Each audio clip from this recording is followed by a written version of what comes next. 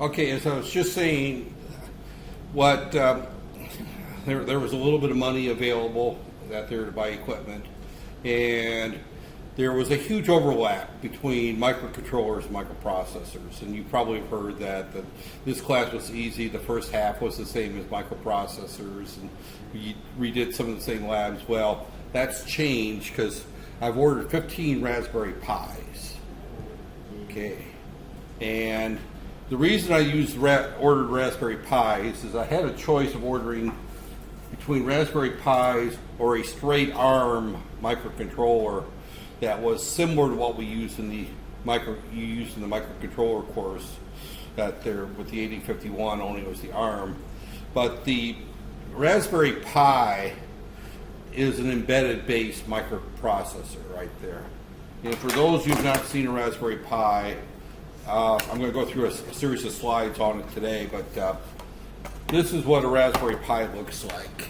And obviously anybody who's watching this recording isn't going to see this discussion here, but there's pictures of it out there. But basically, let me just take everything off here and just out there. It's a credit card size computer. That there. This is a full-blown computer. This happens to be the Raspberry Pi 2. I ordered the 3s is what I ordered. I ordered 15 of them, which is enough for each person to use one and submit it back there. Now, I also ordered with them the dongle to go from the Raspberry Pi has actually got a HDMI output, so if you've got a TV back in your household or your apartment that there with the HDMI input, you can use that for a monitor right there. So you don't have to buy a monitor. Otherwise, you have to use this little adapter for the monitor right there. So that there, but I ordered enough of the, one for each Pi that there. So, but this is a full-blown computer right there. Unfortunately, it uses Linux, which you guys don't know. So we're going to spend a little bit of time learning Linux in this class, right there. And that goes back really into line with the course title of microcontrollers and interfacing, because a lot of the, I should say almost all new developments in terms of embedded systems that are larger than simple stoplights and washing machines and elevators and that are based on an operating system today. And the choice of operating systems for embedded systems is a form of Linux right there. And many of you have already used Unix or Linux in a form because that's what Android is based on. You know, Android phones, you know, the Android operating system is Linux at its core with a graphical user interface put on top of it right there. So you've already used Linux, you know, if you've got an Android phone. If you've got an Apple phone, actually the Apple OS is actually based on Unix 5, which is what Linux is based on. So both Apple and Linux or Android phones are based on a form of Linux right there. You don't see it to the level you're going to see it in this class right there. So that there. So let me just kind of start off with by going through a little bit of discussion of the Raspberry Pi right there, and that there. Welcome, salam, welcome, that there. So again, for those who just walked in, I was just explaining to everyone that I'm completely turning this class upside down. So all your old notes from your friends, throw them away. All previous finals, ignore them. You know, we'll have all new tests, all new finals and everything in this class right there. And I just found out about that I was going to get the new hardware on Friday, so I have not put the course together yet. It's still kind of in the gray matter kind of out there, but that's all right. And I'll also be honest in saying that I have not spent a lot of time playing with my Raspberry Pi. I bought a Raspberry Pi about a year and a half ago, played with it a little bit, then I bought the 2 about 3-4 months ago, or no, more than that ago. Played with it a little bit, tried to get some students to do some projects with it, they ended up giving up and going to the Arduino instead of the Raspberry Pi because the Arduino is an easier one to use. Oh, and incidentally, Ibrahim and I have had a discussion, and we're not going to allow Android or Arduino FYP projects anymore. So the Arduino is off limits for FYP unless you use it with a Pi. So, and the reason that the students that said that they were going to use the Raspberry Pi and then did not was because they couldn't get off the ground with Linux and they couldn't figure out how to use it. So I opted had 2 failed FYPs based on the fact that the students switched from the Raspberry Pi to the Arduino because they gave up on trying to use the Pi. It was too complicated for them. I decided that microcontrollers is going to switch over to the Raspberry Pi. So it's a fairly easy processor to use, but it's a modern processor.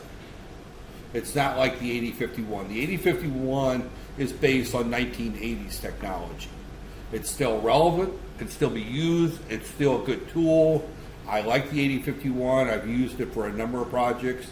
Matter of fact, I probably spent a year on that doggone thing, debugging one program that finally someone else took it over when I couldn't get to work and fixed it in 15 minutes. He said he found one line I put in there, screwed up the entire code. And he was a sharp programmer, actually. Jim he was one of my students, and I must have trained him well because he made me look stupid a few times later in life. But regardless, but the Pi is a modern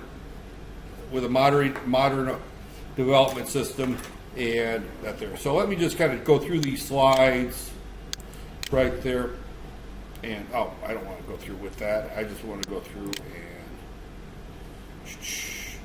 right there. Okay. The Raspberry Pi, and I sold these slides as always there. And actually I sold these from the Raspberry Pi Foundation right there. So what is the Raspberry Pi?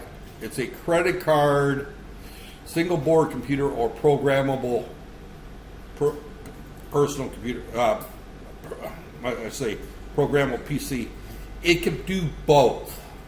I'm going to concentrate initially on learning how to use it as a computer, and then we're going to go in and use it as a embedded controller.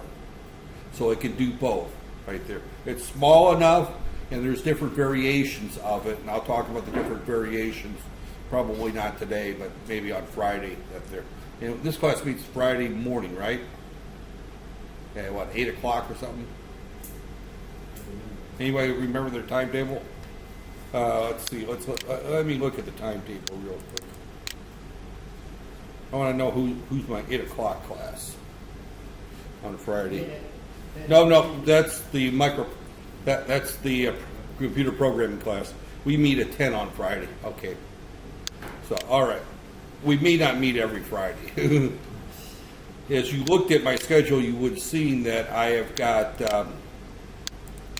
3 classes on Friday, which is a heavy load for a 60-year-old man. I don't know why they gave me the weirdest schedule. They gave me one class, and then 3 classes. So I've got 1 class today, 1 class tomorrow, 1 class on Wednesday, and then Friday I've got 3 classes. So I may pick and choose and drop it down to 2 each Friday. That's simply, not that I don't want to meet on Friday, it's just simply, that's just too heavy of a schedule for somebody who wanted to go part-time this year. All right. This particular project was actually developed not with university students in mind, but 7 and 8-year-olds. That's what this processor board was developed, not maybe 7 and 8-year-olds, but 10, 15, 16-year-olds, somewhere in that range. It was actually designed with the idea of developing computer programming and electronics and engineering for kids, in the middle school and high school. So I'm going to use the American term junior high and high school. Here you call it primary and secondary school, but the secondary schools, is to try to get people interested in that there. So it's a very low cost device that there. I think the ones that I bought, I paid 170 ringgits each for the ones that we bought that there. Now 170 ringgits, keep in mind, that buys a full-blown computer system right there. And we'll talk about what the Raspberry Pi 3 has on it right there. Matter of fact, I'm going to need this to, if it works. Right there. Okay, it was developed at the University of Cambridge, right there. For those who aren't familiar with the University of Cambridge, Sir Isaac Newton taught there, right there. It's an interesting school. I used to live about an hour or about 40 minutes from Cambridge when I was stationed in the Air Force. But there is it's a huge engineering school. It's not as popular as Oxford or some of the other, but it's obviously a very well respected university in the UK, right there. These slides are several years old. That 3 million units was probably last week, right there. They've sold a lot of these things at there. Very low cost, right here. These slides give the U.S. and the Indian price, so evidently where I stole it from, they modified it for India. That there, right now, the most current one is the Raspberry Pi 3. The original Raspberry Pi came in 2 flavors, actually 3. The Model A, the Model B, and the B Plus.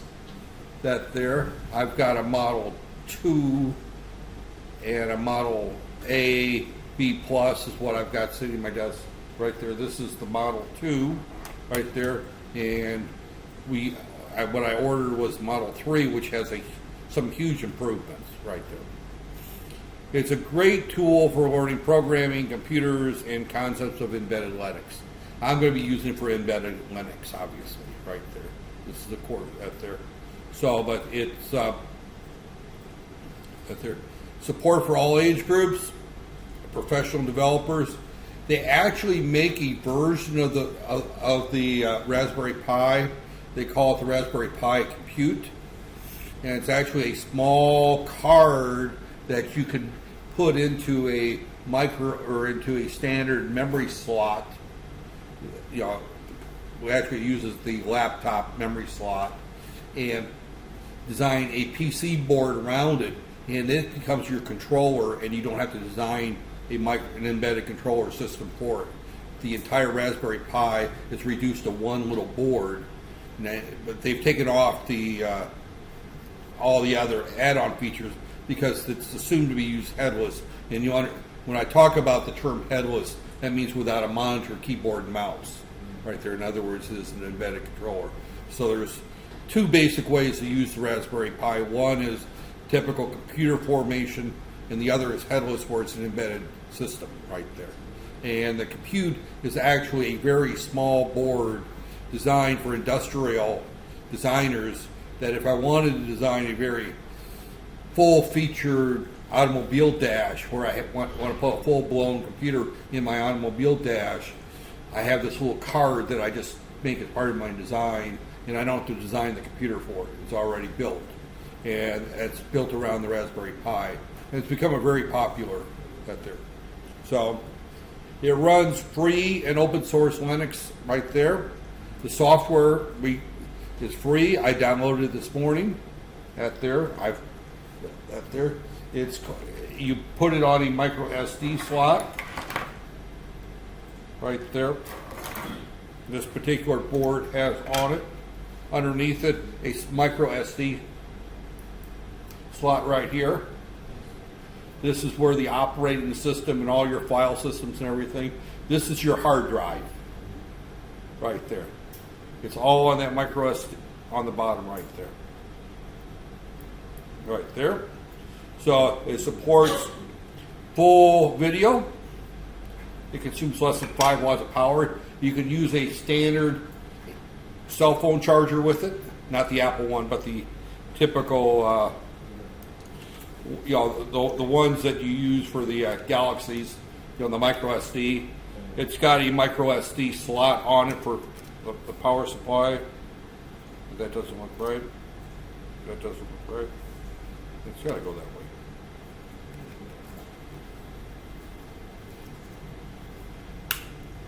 Okay, that there. Well, I'm not going to push it tight because that there. Oh, did I just break something? Yeah, I think I just broke something. Okay, well, hopefully I didn't bring anything too serious right there. Oh, I just broke my SD card. That's what I broke. That's why I wouldn't go in. Right there. Well, so much with my demo of it because I just broke the SD card. Right there. Fortunately, I just downloaded the new version of the software this morning, and right there, so I can program another SD card. I don't think I've got any gig cards, so I sure the heck don't want to waste a 32 gig card for this, but I guess I could. Right there. So, okay.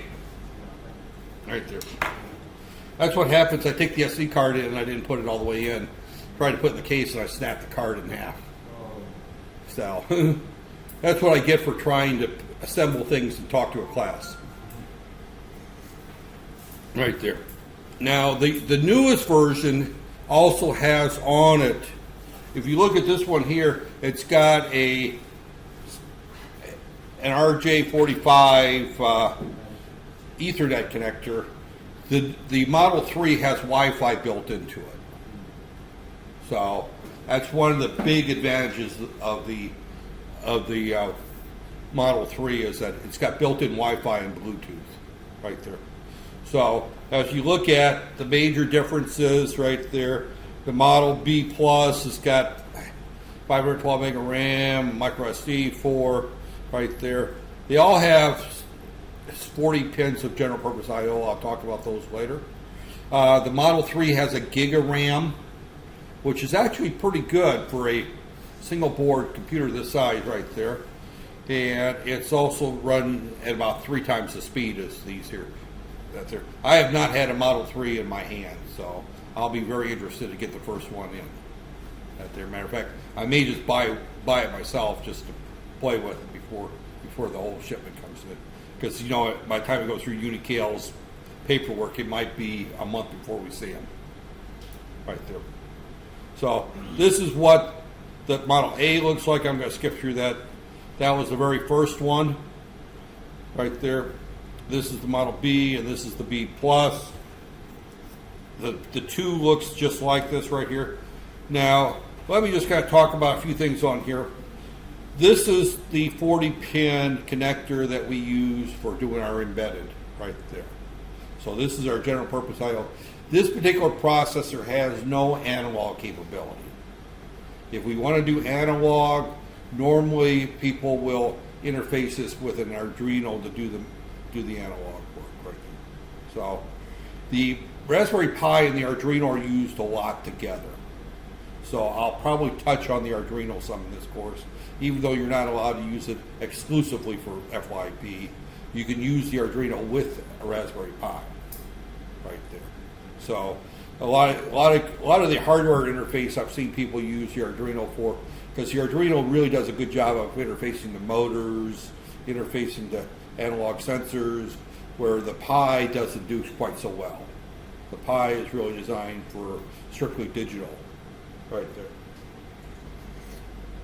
Now it does have a connector over here for a touchscreen liquid crystal display. You can buy a phone type display for it with the touch tone or with the touch feature that there. It also has a camera interface where you can interface a camera to it. I didn't buy a camera. I might buy one just to see how well they work later. When I put this system together, I had to put 15 systems together and there wasn't enough money to buy 15 cameras and 15 displays. There was enough money to buy 15 Pis, 15 micro SD cards, because you need the micro SD card for the operating system. I had to buy 15 power supplies, right there, although the power supply is, as I mentioned, you can use a standard phone power supply. That there. And I bought 15 cases to make carrying them around a little easier, right there. So the case, they don't come with the case, so that there. So that's basically what I bought with the 9,000 ringgits or whatever they gave me to spend, right there. So that there, it's got 4 USB connectors. I believe the 3 might be USB 2. That there. This is the 2, and it's got the original USB. It has a micro USB, but that's strictly for power, right there. It's got the HDMI output, which is not shown here. It's somewhere. Yeah, here it is, right there. It's right, same spot that there. It's got an analog output that there, which is the old style. I call them the RCA connectors because RCA TVs used to have these on the back. So it's a very old term from 50 years ago. There, but the RCA connectors, it's a little standard audio jack right there. So you can connect it to an amplifier, or you can take the audio out through the HDMI right there, strip it off the HDMI right there. So, but again, it's got a full-blown operating system, which I was going to turn it on and demonstrate until I broke my card right there. So Friday, I'll go through the demonstration right there. These specs are a little dated. These are USB 2, I guess, right there. I'm not going to go through the specs other than kind of hint that it uses the standard ARM core. Now, the one we're going to get is a different processor. It's a much newer processor. We're going to be getting the one with 1 gig of RAM, so it's that there. The graphical interface, of course, is going to be newer. It's that there. It's going to have USB 2 on it, I guess. Maybe USB 3. I'm not sure. As I said, I've never had one in my hand. It's got the micro SD card for the operating system, just like the one I threw in the trash right there. So, and it's got a camera input through a standard CSI connector. I can't remember what camera standard interface is. I believe that was not CSI as in the TV series right there. And it's also got a video RCA or HDMI output. You can also take the video out through actually this one doesn't have the RCA connectors. This one's got the standard mini plug like you have for a pair of headsets right there. The original one had the RCA. But you can take the video off to that too if you want. I've never seen anybody do it. Almost everybody takes the video off the HDMI. And if you've got standard desktop that there, just use one of these right there. This is VGA out, HDMI in. Although most people of your generation probably don't have a computer monitor at home, right? You have a TV that's got HDMI input that you could use instead, right there. So, that there. Networking, again, I just mentioned that the new one has Wi-Fi. It's got 40-pin general purpose connector right there. Power source is a 5-volt 2-amp through micro right there. And we've got a whole range of operating systems we can install on this. We're going to use the standard Raspbian right there, which is the easiest one and the most well supported. It was designed. But you can put Debian Linux on it, Fedora, OpenELC, Arch Linux, which is designed for the ARM, Free BSD, which is a full-blown Linux. There's even a version of Windows 10 that is not a very good version of Windows 10. I've heard horrible things about it that will run on the Raspberry Pi 3. So it will run a number of operating systems, most of which are free, some are very expensive right there. So the Raspberry Pi equals a personal computer is what this slide says. I'll be quite honest, the Raspberry Pi blows away in terms of raw computing power every computer I've owned up to about 15 years ago. That sounds strange, but it's only been in the 10, 15 years that desktop computers are more powerful than this little card. My first PC I bought, again, that's going back 30 years ago, was, and I'll say my first real PC, which was an IBM 5150, the original personal computer, came with 64K of RAM. Not 64 meg, not 64 gig, 64K, as in 64,000. The 8051 that we're using has that much. The Raspberry Pi we're using in this class has got 1 gig. So that's roughly 1 million times the amount of memory of that there. And I paid $3,000 US for that computer, by the way. So, right there. It's got, again, it's got HDMI output. The old one I had an old 640 by 480 screen right there. So this has got full 1920 by 1080 or something like that. Right there. This has got, I didn't have any digital or any I/O on it. There was no Ethernet connections to my old PC. There was, if I wanted to connect to the internet, I either added a modem or I added an internet card. That there. So there was no hard drives in the original PC. I used floppies. Now I could put in a 16 gig or 32 gig memory card and have the equivalent of a lot of hard drive space back then. So when we look at the Raspberry Pi and we look historically at desktop computers, it actually favors quite well up until recently. And matter of fact, there's been kind of a movement in the laptop world of going to smaller and less powerful processors. I'm still of the era that bigger and better is best, right? Give me an i7 and 32 gig of RAM. That there, that's what I like to run. That there. But now I know people that have gone to like Chromebooks, and Chromebooks are basically, a phone operating system placed onto a laptop platform. The most popular form of computers anymore is actually the handheld tablets. That there, the Galaxy S2 9.2, the iPads, those are actually selling more of those than laptops and desktops. The desktops are not a popular computer, even though us old timers like to use them because I like the 27-inch touchscreen monitor, and I like to do a lot of stuff with my computers. That there. But the average person using a computer is not an engineer and not a software designer. That they don't care about that stuff. All they want to do is check their email, update their Facebook page, and look at pretty videos of kitty cats, right? YouTube. That there. I don't know how many cat videos can they possibly keep putting on YouTube. That there. So this slide actually talks about the Pi versus the PC.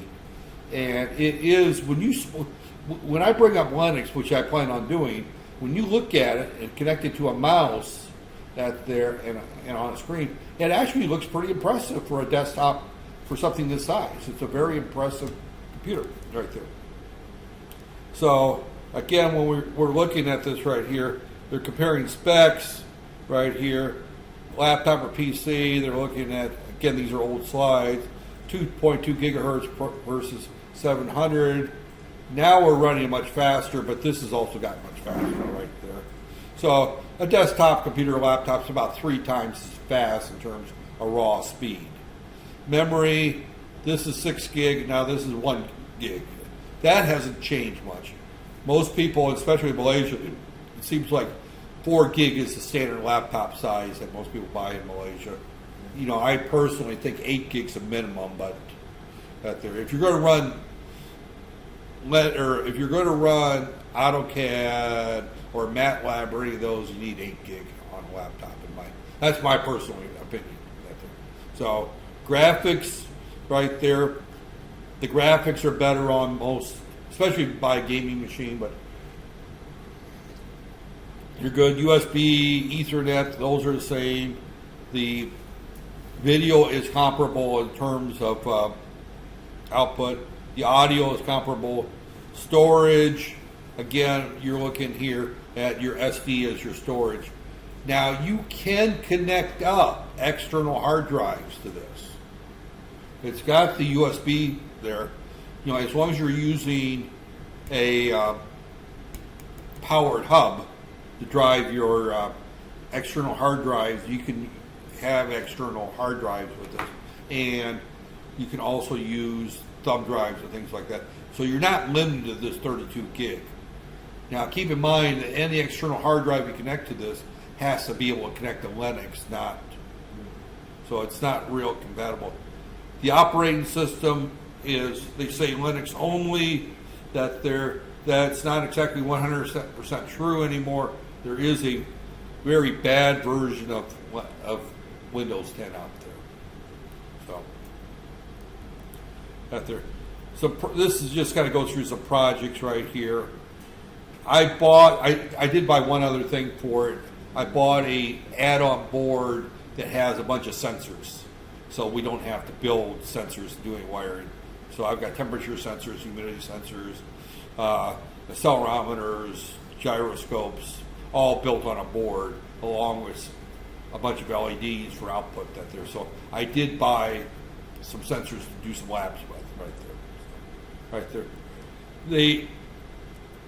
Right there, you know, they say you can do a wall-mounted calendar. Again, they're interfacing to a standard PC, and they're just sticking. All they're doing is they're just running Google.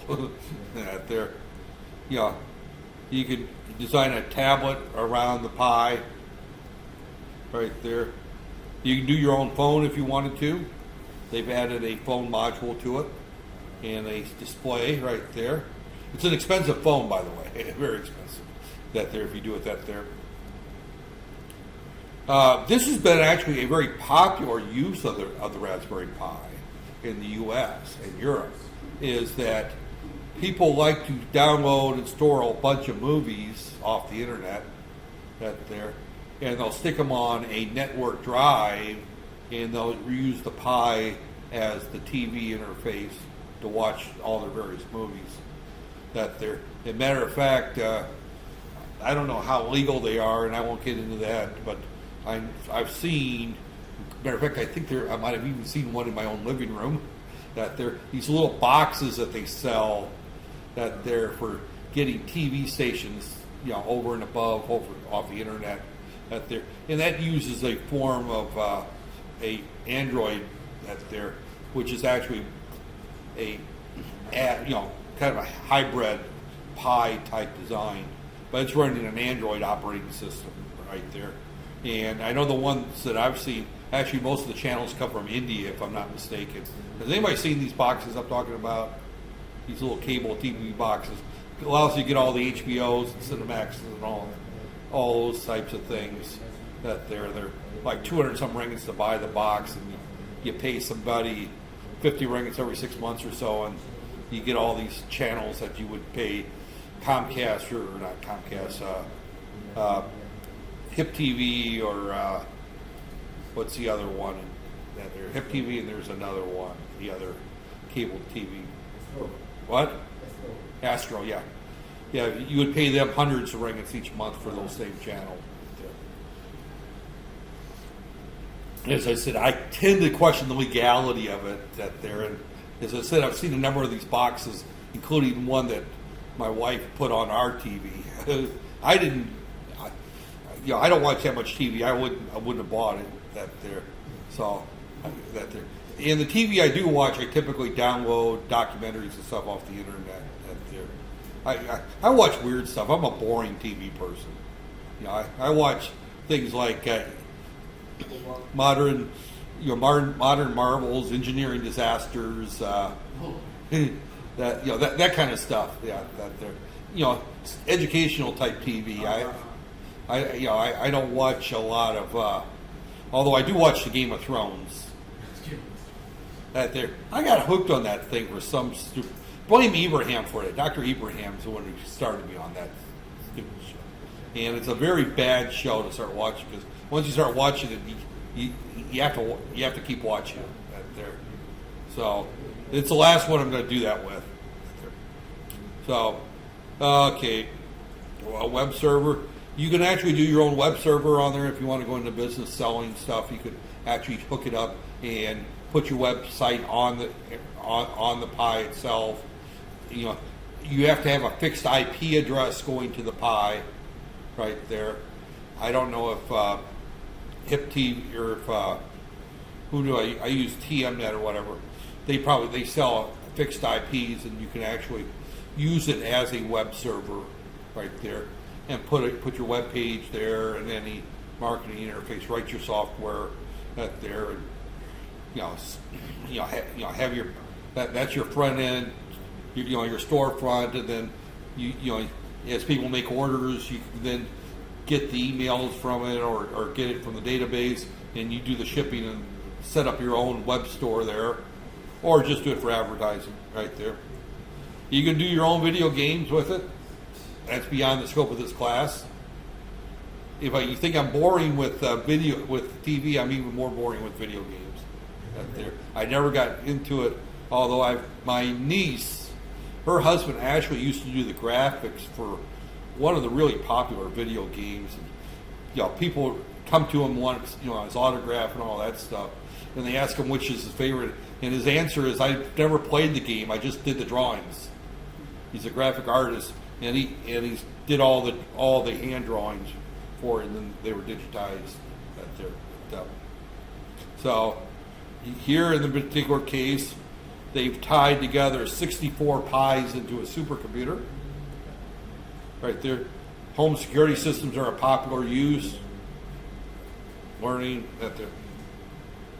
And I'm going to stop at this point because this is getting the setup right there. Right there. I was going to end up with a demo, but my demo went away when I broke my card. I've got spare cards, and I've just downloaded the software. The demo will be working by Friday. Don't worry. That there.